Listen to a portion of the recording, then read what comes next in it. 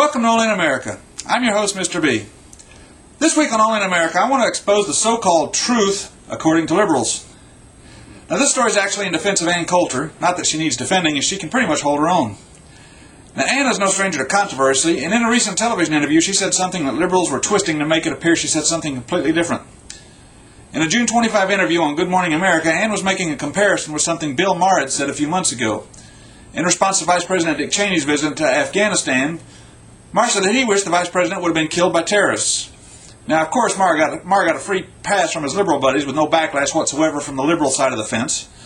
And now, moving up to just a few weeks ago, Ann Coulter had made some comments about presidential candidate John Edwards, and the liberal community was all in an uproar about it.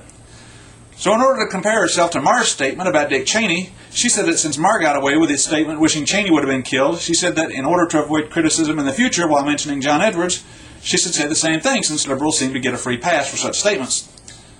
Now, for those of you who think I may be making things up, Ann Coulter said, and I quote, "Oh yeah, I wouldn't insult gays by comparing them to John Edwards. That would be mean.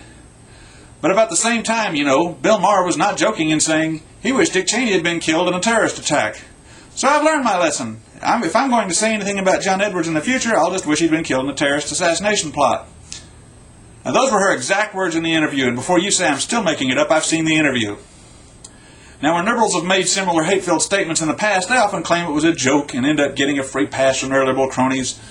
But when someone like Ann Coulter makes such a statement, which was an obvious joke, they get their panties all up in a wad. Now, whatever happened to a sense of humor? I forgot, liberals don't know the word humor. Now, of course, the liberal media twisted her statement to make it not sound like a joke.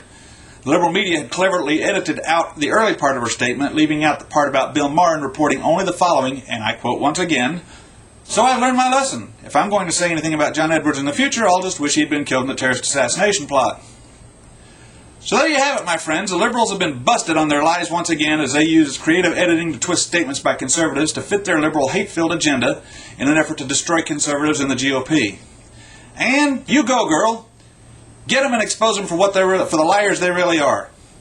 And the moral of this story is seek the truth, but don't expect it from a liberal.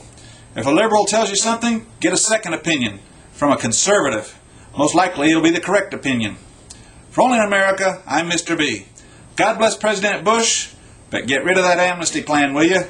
God bless our troops, God bless Ann Coulter, and God bless America.